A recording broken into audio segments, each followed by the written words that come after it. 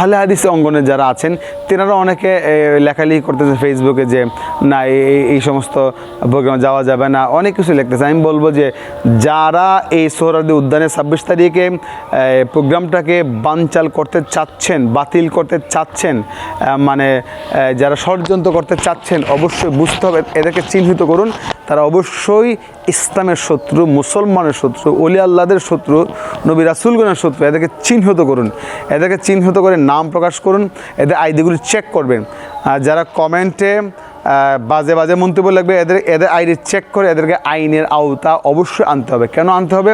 কারণ তারা জাতির শত্রু, মুসলিমের শত্রু, ইসলামের শত্রু। আর ভাই আপনার যদি ওলি আল্লাহ ভালো না লাগে আর বাংলাদেশ থেকে চলে যান, এটারও ওলি আল্লাহর দেশ, আপনি চলে যান পাকিস্তান, আপনি বাংলাদেশ থেকে কোথায় যাবেন? যান আসমান চলে যান। সোহরাওয়ার্দী 26 তারিখের প্রোগ্রাম নিয়ে জরুরি একটা কথা শুনুন। অনেকে ফেসবুকে পোস্ট করতেছেন যে সোহরাওয়ার্দী উদ্যানে ওইখানে না যাওয়ার জন্যে এখানে বেদাত হবে বা এই সমস্ত অনেকেই বিভিন্ন ধরনের মন্তব্য করতেছেন।